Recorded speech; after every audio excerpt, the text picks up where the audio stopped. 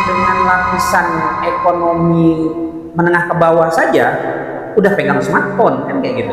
Nah, ini menunjukkan bahwa teknologi ini sudah jadi kebutuhan.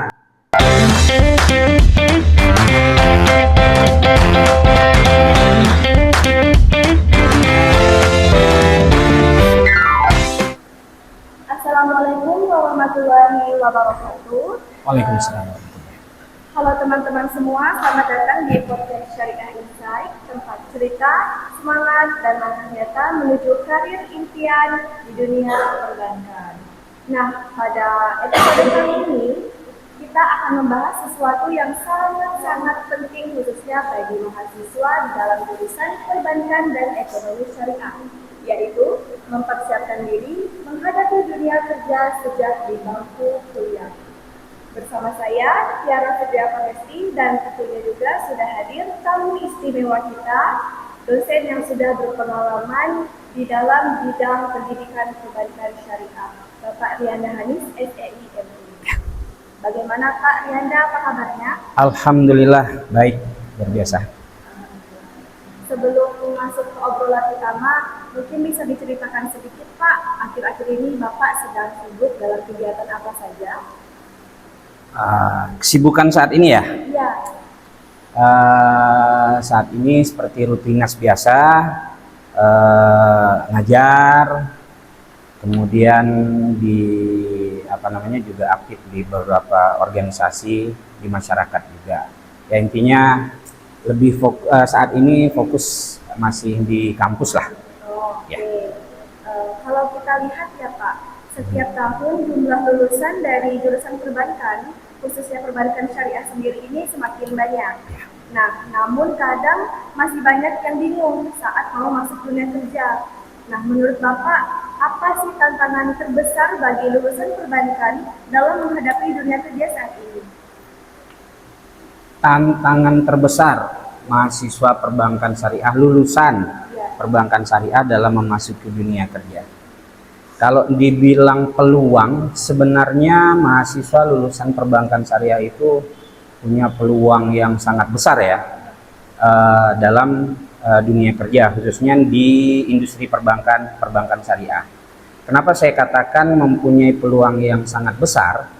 Karena kita di program studi perbankan syariah itu dibekali oleh pengetahuan-pengetahuan, ilmu-ilmu yang berkaitan dengan perbankan syariah, dengan transaksi keuangan syariah.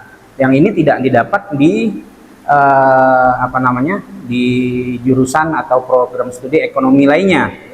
Nah, jadi kalau untuk di industri perbankan syariah, sebenarnya kawan-kawan ini punya nilai plus sendiri, ya kan? Punya nilai plus sendiri untuk bisa terjun di industri perbankan syariah. Kalau menurut saya sih peluang lulusan perbankan syariah menghadapi dunia kerja itu seperti itu. Tetapi alumni perbankan syariah juga tidak mesti harus kerja di bank, ya kan? Nggak mesti juga harus kerja di bank. Sebagaimana profil lulusan kita, kawan-kawan juga bisa terjun ke dunia usaha, kemudian bisa bisa masuk ke industri-industri lainnya, karena fokus kita di program studi perbankan syariah ini selain mencetak alumni yang siap bekerja di industri perbankan, juga alumni yang sebenarnya siap pakai di segala macam industri yang berkaitan dengan ekonomi itu sendiri. Oke.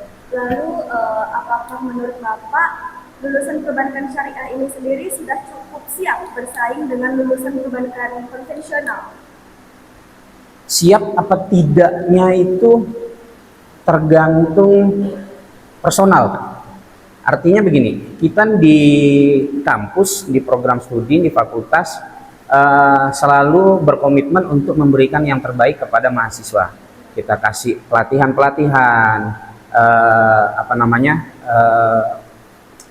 kegiatan-kegiatan yang mana kegiatan-kegiatan ini mendukung kawan-kawan dalam bersaing di dunia kerja nanti. Nah, artinya siap apa tidaknya itu tergantung kesadaran masing-masing mahasiswa sebenarnya. ketika kita sadar bahwa selama kuliah kita harus aktif, aktif berbuat, berproses, insya Allah kawan-kawan siap.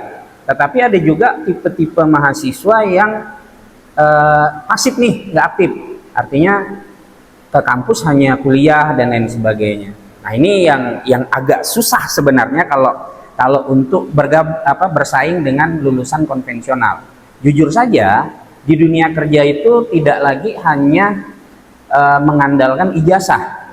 Jadi tetapi banyak faktor-faktor lain yang mendukung persaingan kita di dunia kerja. Contohnya ya seperti penguasaan terhadap teknologi, bahasa dan lain sebagainya. Itu ya Kak. Oh, jadi dia lebih balik ke kesadaran diri masing-masing. Siap. Bagaimana pandangan Bapak terhadap perkembangan industri keuangan syariah di Indonesia sekarang? Apakah peluang kerjanya ini semakin besar atau justru semakin ketat, Pak? Industri keuangan syariah. Kalau kita lihat dari kebutuhan masyarakat, sebenarnya peluang kerjaan di industri bukan perbankan ya, keuangan. Peluang kerjaan di industri keuangan berbasis syariah itu terbuka lebar. Kenapa saya katakan terbuka lebar? Karena masyarakat semakin kesini, semakin terbuka kesadarannya bahwa bertransaksi yang halal itu bukan hanya apa yang kita makan, bukan apa yang kita minum saja, tetapi perbuatan kita, terutama di transaksi keuangan, itu harus halal. Industri keuangan syariah menawarkan solusi atas kebutuhan masyarakat itu. Artinya kalau dilihat dari kebutuhan masyarakat, ini sebenarnya terbuka lebar, ya kan? Kesempatan untuk berkarir di di industri perbankan syariah itu sendiri. Tetapi ingat sekali lagi, kawan-kawan harus ingat bahwa alumni perbankan syariah bukan hanya di IAIN Pontianak, ada di kampus-kampus lain, ya kan? Nah, kalau kita lihat dari orang yang mau masuk ke dalam industri perbankan itu sendiri, tentu saja banyak nih. Artinya persaingannya akan ketat. Ya, tergantung balik itu lagi. Tergantung diri kita sendiri bagaimana kita mempersiapkan diri sejak hari ini untuk terjun ke dunia kerja itu. Oke. Kalau kita bicara soal kesiapan kerja ya Pak, skill apa saja sih yang wajib dimiliki mahasiswa perbankan sejak duduk di bangku kuliah? Kalau skill ini sebenarnya banyak ya. Nah kalau kita lihat dengan perkembangan zaman hari ini, yang wajib dimiliki oleh mahasiswa perbankan syariah untuk bersaing di dunia kerja yang jelas teknologi. Hari ini segala sesuatu itu udah berbasis teknologi semua. Nah kita bisa bayangkan ketika alumni perbankan syariah hanya berbekal ijazah, tidak punya kemampuan, tidak mampu beradaptasi dengan teknologi, wah itu susah mau diterima di dunia kerja kan. Selain teknologi, juga dari sisi bahasa. Nah itu bahasa udah jelas itu, karena sekarang bisnis pada hari ini udah sifatnya udah pada global semua, ya kan. Artinya dalam dunia bisnis itu interaksinya udah bukan hanya orang-orang lokal saja, dan bahasa asing, kemampuan bahasa asing itu sangat diperlukan. Nah selain itu juga, selain teknologi, bahasa, kemampuan berkomunikasi, nah itu yang paling penting kalau menurut saya. Karena walaupun sekarang udah serba digital, tetap komunikasi itu penting. Nah kalau kita kendalanya hari ini kan orang-orang udah pada tergantung dengan gadget nih, sehingga frekuensi kita untuk berkomunikasi dengan lingkungan itu, saya pikir kalau saya perhatikan pada hari ini udah berkurang. Nah, contohnya aja lah, kita ngumpul, sangat jarang kita melihat kalau misalnya udah beberapa orang kumpul itu ngobrol, diskusi, jarang. Masing-masing udah sibuk dengan gadgetnya masing-masing. Nah ini kan akan berdampak kepada lemahnya kemampuan kita untuk berkomunikasi. Nah dalam dunia bisnis, komunikasi itu sangat penting tuh. Bagaimana kita menyampaikan ide, kepada lawan bicara, ya tergantung lagi apakah ini selevel atau levelnya di bawah kita atau di atas kita. Nah, itu punya seni yang berbeda dalam komunikasi. Oke. Sekarang kan dunia perbankan sendiri sudah sangat digital ya Pak. Ada mobile banking, fintech, sampai AI based service. Menurut Bapak, seberapa penting mahasiswa ini memahami teknologi digital perbankan? Ya, harus, itu wajib. Kalau mahasiswa perbankan syariah memahami teknologi perbankan itu wajib. Seperti yang saya katakan tadi, bahwa kemampuan adaptasi terhadap teknologi itu merupakan salah satu syarat bagi mahasiswa untuk terjun ke dunia kerja. Nah, kalau misalnya kita tidak akrab dengan teknologi perbankan, susah untuk dibayangkan bagaimana alumni mahasiswa ini bisa bersaing dengan alumni kampus lain. Oke. Selain itu Pak, Bank Syariah kan punya prinsip-prinsip seperti akad, keadilan, dan transparansi ya Pak. Menurut Bapak sendiri, bagaimana mahasiswa ini bisa menanamkan nilai-nilai syariah itu bukan hanya di teori, tetapi juga dalam etika kerja nanti? Oke. Jadi begini, banyak orang tahu ilmu tapi nggak bisa mengaplikasikan ilmu tersebut. Ya. Sebabnya, salah satu penyebabnya adalah karena memang pengetahuan itu tidak dibiasakan. Artinya bagaimana biar mahasiswa ini bisa mengaplikasikan prinsip-prinsip syariah itu di dalam dunia kerja? Kuncinya hanya satu, mulai dari hari ini tanamkan di dalam dada masing-masing kita bahwa ini adalah kebutuhan. Mengaplikasikan prinsip-prinsip itu adalah kebutuhan kita. Bukan hanya kebutuhan untuk nanti di dunia kerja, tetapi kebutuhan kita untuk hidup secara halal. Jadi halal lifestyle itu bukan hanya halal bagaimana kita makan, tetapi bagaimana kita menjalani keseharian itu harus halal. Salah satunya transaksi itu. Nah, artinya kalau udah seperti ini akan muncul usaha-usaha untuk usaha-usaha untuk membiasakan menerapkan barang-barang ini sedari dini. Nah, ketika ini sudah sudah terbiasa, maka akan tertanam di bawah alam sadar kita. Setiap tindakan kita ke depan pasti akan sesuai dengan ini, ya kan, akan sesuai dengan prinsip-prinsip itu tadi. Kalau menurut saya, kalau kawan-kawan ingin ke depan bisa menjalankan prinsip-prinsip syariah itu di dunia kerja, etikanya dan lain sebagainya, mulai dari sekarang untuk menanamkan itu bahwa ini adalah kebutuhan, praktekkan mulai dari hari ini.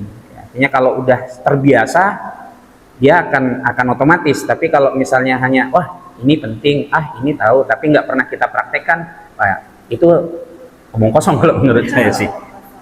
Oke, nah kalau bicara soal soft skill ya Pak, banyak HR di bank bilang bahwa kemampuan komunikasi dan pelayanan pelanggan itu krusial.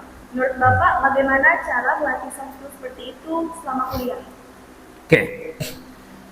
Di kampus, dunia kuliah itu, dunia kampus itu bukan hanya sekedar masuk kelas, keluar kelas, masuk perpus, keluar perpus. Tapi banyak sekali kelompok-kelompok mahasiswa yang bergabung membentuk sebuah organisasi seperti UKM yang di dalam lingkungan kampus UKM. Kalau misalnya eksternal, banyak juga organisasi eksternal seperti itu. Nah, kalau menurut saya, aktif dalam organisasi, karena di organisasi ini kita akan ditempa, dibiasakan bagaimana kita berkomunikasi dengan kawan seangkatan, dengan senior yang lebih tua, dengan junior. Nah, ini punya seni yang berbeda-beda. Nah, artinya kalau kita nggak aktif organisasi, ya kehidupan kita hanya di batas kelas, ya kan? Hanya sebatas di kelas, di perpus. Kalau di kelas paling diskusi, itu pun nggak aktif, ya kan? Ya kalau yang aktif, alhamdulillah. Kalau yang hanya tipenya pendengar, nggak dapat apa-apa. Di perpus nggak mungkin kita ngobrol, pasti baca buku, ya kan? Nah, ini yang apa namanya, tantangannya kalau menurut saya lebih banyak ke organisasi. Itu komunikasi secara verbal. Nah, komunikasi ini juga ada secara tulisan, ya kan, non verbal. Nah, artinya kalau komunikasi secara non verbal itu, ya kawan-kawan harus jangan anggap tugas-tugas kuliah ini, kalau tugas-tugas kuliah itu kan buat makalah dan lain sebagainya. Nah, sebenarnya tugas-tugas kuliah buat makalah itu kan melatih kawan-kawan bagaimana mengkomunikasikan ide yang ada di kepala kita itu dalam bentuk tulisan, kemudian dipresentasikan dalam bentuk verbal. Artinya jangan anggap tugas-tugas itu remeh gitu loh. Jangan anggap tugas-tugas itu remeh, kerjakan tugas-tugas kuliah itu dengan sungguh-sungguh. Insya Allah selain menambah pengetahuan juga melatih kawan-kawan dalam komunikasi secara non verbal kalau menurut saya. Berarti harus rajin ikut organisasi ya Pak? Ya. Oke. Lalu kalau boleh tahu Pak, berdasarkan pengalaman Bapak mendampingi mahasiswa magang di bank, hal apa sih Pak yang paling sering jadi kendala bagi mereka? Mahasiswa magang di bank ya? Iya. Kendalanya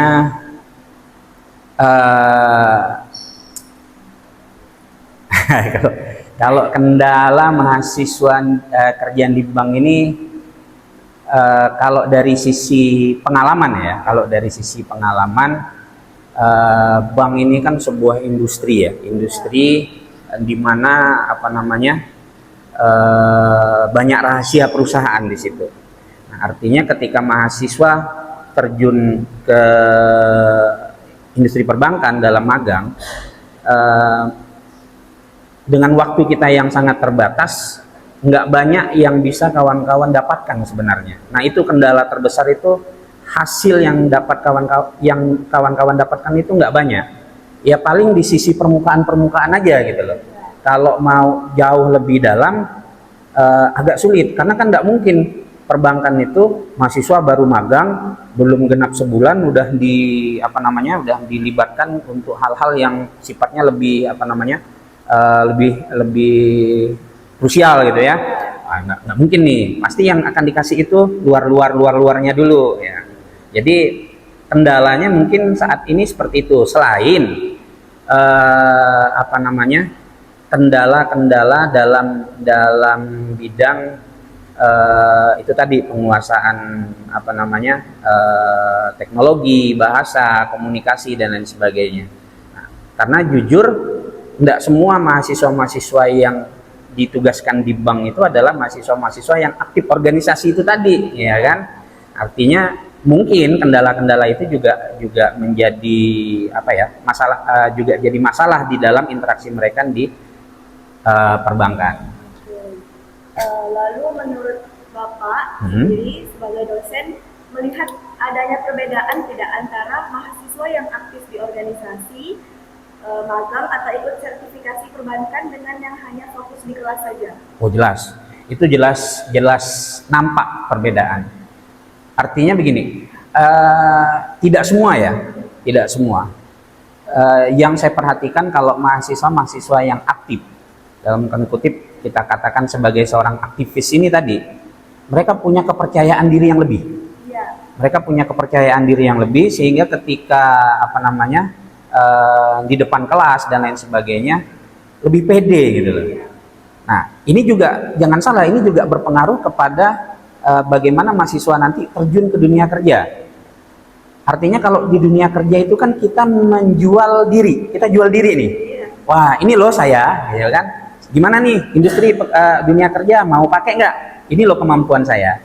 Kalau kita sudah pede, sudah percaya diri, berani, oh ini loh saya udah pede, kira-kira pemberi kerja itu, wah ini bagus nih, dia udah percaya diri. Tapi kalau kita nggak pede gitu ya, begini malu-malu dan lain sebagainya, pemberi kerja pun akan berpikir, dia sama dirinya aja udah nggak pede gitu loh, gimana saya mau percaya gitu kan, sama dirinya aja dia udah nggak percaya. Jadi kalau menurut saya itu nampak jelas perbedaan antara ini, kebanyakan, bukan artinya mereka yang tidak pernah aktif organisasi juga nggak akan pede, yaitu tergantung bawaan sebelumnya gitu kan.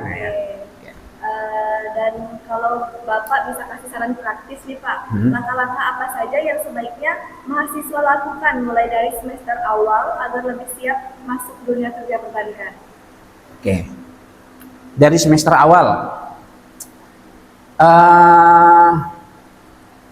yang jelas kawan-kawan itu harus banyak membaca.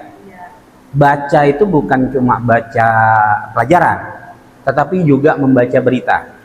Nah, dengan membaca berita, kita akan memahami perkembangan industri perbankan ke depan itu kayak gimana. Oh, industri perbankan bertransformasi seperti apa. Dengan kita memahami transformasinya, perkembangannya seperti apa, kita akan memahami, melihat, kalau seperti ini, saya harus menyiapkan ini loh.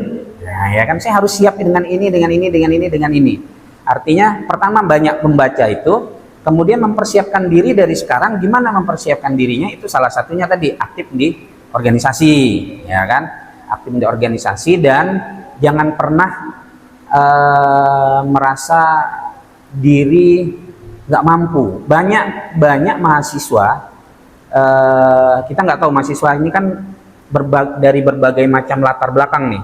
Keluarganya seperti apa. Ada mahasiswa yang dari awal udah pede. Ada mahasiswa yang dari awal orangnya nggak pedean, lebih senang diam dan lain sebagainya. Sehingga sebenarnya dia punya potensi yang besar, tapi gara-gara dia diam, orang nggak tahu nih potensinya seperti apa. Nah, artinya yang harus dari semester yang harus dipersiapkan dari semester 1 ini, ikuti semua prosesnya. Jangan pilih-pilih. Guru saya katakan gini, sebesar keinsapanmu, sebesar itu pula keuntunganmu. Artinya kalau kita dari mulai semester 1 ini sadar bahwa kita butuh A, butuh B, butuh C, butuh D, tantangan kita ke depan seperti apa, kita akan berbuat. Kalau kita udah berbuat, semakin banyak kita berbuat, kita akan semakin untung. Tapi kalau kita nggak sadar nih, kita nggak akan berbuat. Kita akan merasa diri kita cukup terus, gitu kan? Ya kalau udah merasa diri kita cukup, nah disitulah awal kehancuran kita. Sekarang kan kita hidup di era di mana bank pun sudah berubah ya Pak. Ya. Ada digital banking, ada AI customer service, bahkan analisis data keuangan otomatis. Menurut Bapak, seperti apa sih wajah dunia perbankan di masa depan nanti? Dunia perbankan itu ke depan itu udah udah nampak sih sebenarnya dari hari ini. Udah digital banking itu sudah semakin sudah semakin berkembang. Artinya kalau saya lihat industri perbankan masih akan sangat dibutuhkan. Kenapa makin akan sangat dibutuhkan? Karena ekonomi akan terus berkembang, bisnis akan terus berkembang. Nah, bisnis ini tidak akan bisa dilepaskan dari industri perbankan, ya kan? Kita punya bisnis, nyimpan uangnya di bank, butuh modal, pembiayaannya dari perbankan. Artinya bank tidak akan bisa hilang, tetapi artinya peluang-peluang di industri perbankan itu masih sangat besar. Tetapi polanya akan berbeda. Artinya polanya udah akan lebih kepada digitalisasi. Nah, ini menunjukkan bahwa tantangan kita ke depan nih, ya kan? Jangan sampai kita sebagai mahasiswa perbankan syariah, alumni perbankan syariah, alergi terhadap teknologi. Ada tuh yang alergi terhadap teknologi, gitu kan? Alergi terhadap teknologi. Jadi, ada yang sekarang kan zamannya AI tuh. Zamannya AI. Ada yang alergi terhadap AI. Nggak boleh nih pakai AI begini. AI itu saya katakan bukan suatu hal yang haram. Kalau kita menggunakan AI, tapi menggunakan AI itu tetap harus dibarengi dengan kemampuan dasar. Misal nih contoh, kawan-kawan diminta untuk buat makalah. Buat makalah nih gimana nih? Udah buat AI. Tolong buatkan saya latar belakang makalah dengan judul ini sih keluar. Membantu, tetapi cara seperti itu tidak benar. Artinya apa? AI ini fungsinya membantu. Nah, kerangkanya, pemikirannya tetap dari kita. Nah, begitu juga dalam industri perbankan. Nanti mungkin bukan suatu hal yang mustahil, analisis-analisis di dunia perbankan udah bisa diolah melalui AI ya kan. Nah, tetapi tetap dibutuhkan peran manusia di situ, karena balik lagi, sehebat-hebatnya mesin ya kan, pasti ada kurangnya di situ. Kalau mesin ini kan dia tidak punya perasaan. Nah, dia nggak punya perasaan, dia kurang sense-nya, kurang dan lain sebagainya. Artinya dalam dunia bisnis itu kita bukan orang-orang yang tidak punya perasaan gitu kan, dalam analisis, wah ini nggak bisa nih, wah ini nggak bisa nih, ini nggak bisa nih, analisisnya begini. Padahal sebenarnya ada sesuatu di balik layar yang bisa menjadi pertimbangan. Nah, artinya dunia perbankan ke depan udah sangat menjadi digital. Keperluan kepentingan kita itu, kebutuhan mahasiswa itu untuk akrab dengan digital, tetapi jangan takut bahwa peran manusia tetap akan sangat dibutuhkan di dalam industri perbankan. Oke. Lalu apakah menurut Bapak teknologi seperti AI ini bisa menggantikan sebagian peran manusia di bank atau justru membuka lapangan kerja yang baru? Kalau menggantikan peran manusia di bank, kita nggak bisa pungkiri, ya kan? Contohnya nih, kalau dulu mau mau setor, mau tarik tunai, kita ke bank, antriin di teller, butuh tenaga kerja di situ teller. Kalau sekarang nggak perlu lagi, narik tinggal di ATM, setor juga bisa di ATM, ya kan? Artinya secara kuantitas peran manusia sedikit banyak akan tergantikan dengan mesin di sini, AI, teknologi akan digantikan dengan teknologi. Tapi seperti saya katakan di awal, sehebat-hebatnya teknologi tetap butuh sentuhan manusia, ya kan? Jadi jangan takut. Malah kalau menurut saya yang kakak tanyakan tadi itu bisa menjadi lapangan kerja baru bagi kita. Karena teknologi berkembangnya teknologi itu bisa menjadi lapangan baru. Artinya bukan gara-gara teknologi lapangan kerja pada hilang gitu kan, tetapi gara-gara adanya teknologi kita bertransformasi, bergeser nih, yang sebelumnya arahnya ke kanan, nah kita agak serongkan sedikit. Nah, jadi jangan takut gara-gara teknologi kita jadi nggak ada kerjaan. Saya pikir enggak. Lalu bagaimana mahasiswa perbankan ini bisa memanfaatkan teknologi Pak, bukan malah takut terhadapnya? Nah, ini yang yang mungkin terjadi ya. Ada orang yang anti teknologi, tadi saya katakan, takut dengan teknologi, menganggap teknologi itu sebuah momok. Gimana nih ya teknologi, saya orang nggak punya, mungkin ya, saya orang nggak punya HP aja, saya yang modelnya jadul, begini laptop nggak bisa dan lain sebagainya. Nah, saya rasa nggak ada alasan kita untuk takut dengan teknologi itu. Tetapi hari ini jadikan kita harus tanamkan dalam diri kita bahwa ini adalah kebutuhan kita gitu loh. Kalau kita takut, kita nggak akan berbuat. Kalau kita nggak akan berbuat, kita nggak akan punya pengalaman di situ. Kalau udah kita nggak punya pengalaman, ya udah, kita akan ketinggalan dengan yang lain. Kalau kita pengen maju, hilangkan rasa takut itu. Jangan pernah takut, jangan pernah anti dengan teknologi. Akrab. Nah, insya Allah semakin kesini biaya teknologi itu akan semakin murah, nggak jadi mahal. Misal nih, contoh dulu waktu saya SMA, handphone itu menjadi barang mewah, betul-betul jadi barang mewah. Artinya dulu itu waktu SMA itu ngelihat orang handphone Nokia model-model handphone yang lama itu, wah ngeliatnya kayak ngeliat apa gitu, wah gitu. Pada hari ini orang dengan lapisan ekonomi menengah ke bawah saja udah pegang smartphone kan kayak gitu. Nah, ini menunjukkan bahwa teknologi ini sudah jadi kebutuhan. Kemudian biaya dari teknologi itu udah tidak mahal. Jadi teknologi itu mahal kalau misalnya dia baru muncul. Kan teknologi pesat nih, baru muncul, nggak lama muncul lagi versi baru, yang versi lama akan jadi lebih murah.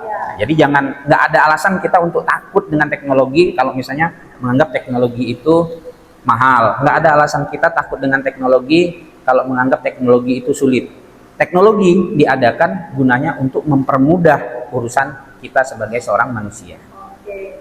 Lalu Pak, kalau bicara tentang Bank Syariah Indonesia atau BSI, misalnya sebagai contoh nyata digitalisasi perbankan syariah, apa yang bisa kita pelajari dari transformasi BSI selama beberapa tahun terakhir?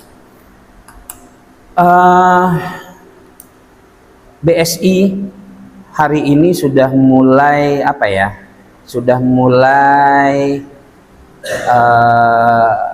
bertransformasi dalam bisnisnya, sudah mulai masuk ke industri digital banking. Artinya dari mobile bankingnya, dari ATM-nya dan lain sebagainya itu sudah mulai banyak pembenahan, ya kan? Udah mulai banyak pembenahan. Nah, mungkin di awal-awal masih banyak orang yang menganggap bahwa BSI kok sering ada gangguan dan lain sebagainya. Nah, itu wajar. Karena apa? Karena awal kemunculan BSI itu kan dari 3 bank, BRI Syariah, Mandiri Syariah, BNI Syariah digabung menjadi satu, nih merger, jadilah BSI. Artinya penyatuan data, teknologi dan lain sebagainya itu pasti punya kendala sendiri. Nah, tapi ternyata BSI mampu nih untuk mensinergikan sistem 3 bank ini. Muncullah by BSI hari ini. Nah, itu merupakan salah satu wujud nyata bahwa BSI berkomitmen kepada kita sebagai nasabah untuk memberikan pelayanan yang terbaik. Nah, yang bisa kita pelajari dari sini bahwa untuk menjadi besar, untuk menjadi sukses, kita nggak boleh menyerah dengan tantangan. Tantangan itu pasti ada. Nah, ketika kita menemukan tantangan, kita harus kreatif, aktif, menemukan solusi bagaimana agar tantangan itu bisa menjadi bisa menyelesaikan tantangan ini. Sehingga tantangan yang sebelumnya tantangan yang kita hadapi itu bisa menjadi kekuatan kita, bisa menjadi peluang yang bisa kita ambil. Nah, ini kalau mau sukses ya mungkin bisa belajar dari BSI kalau menurut saya. Oke. Wah, luar biasa sekali ya Pak, dari tadi banyak sekali insight yang bisa kita petik dari pembicaraan kita barusan. Mulai dari tantangan lulusan perbankan, pentingnya skill digital, etika dunia kerja, sampai peluang besar di masa depan. Nah, sebelum kita tutup, boleh kali Pak memberikan satu pesan untuk teman-teman mahasiswa yang mungkin sedang mempersiapkan diri menghadapi dunia kerja. Oke. Pesan untuk kawan-kawan yang saat ini masih menempuh pendidikan di bangku kuliah ataupun yang baru selesai, tidak ada kata terlambat dalam belajar, tidak ada kata terlambat dalam berproses. Jadi pesan saya, teruslah berproses, jangan pernah merasa lelah, apalagi merasa tidak mampu. Insya Allah, Allah telah menciptakan kita dengan segala macam keunggulan dan potensi kita. Semuanya kembali kepada kita, bagaimana kita bisa menggali, mengeksplorasi potensi-potensi yang sudah Allah berikan kepada kita. Nah, ketika kita aktif dalam mengeksplorasi potensi-potensi itu, insya Allah kita akan menjadi orang yang sukses. Tetapi ketika kita tidak sadar, kita tidak aktif dalam mengeksplorasi, kita tidak aktif dalam belajar, tidak aktif dalam berproses, ya terimalah kenyataan kita hanya akan menjadi orang yang biasa-biasa saja sampai kapanpun itu. Masya Allah, pesan yang sangat inspiratif sekali ya Pak. Terima kasih banyak Pak sebelumnya sudah menyempatkan waktunya untuk berbagi. Ya, terima kasih. Semoga pembicaraan kita hari ini bisa menjadi penyemangat buat teman-teman mahasiswa agar lebih siap dan percaya diri dalam menghadapi dunia kerja, khususnya di sektor perbankan syariah. Amin. Ya, terima kasih juga buat teman-teman yang sudah stay sampai video terakhir. Sampai jumpa di episode berikutnya di podcast Syariah Insight. Saya Tiara Fitri Mahesti, pamit undur diri. Wassalamualaikum warahmatullahi wabarakatuh. Waalaikumsalam warahmatullahi wabarakatuh.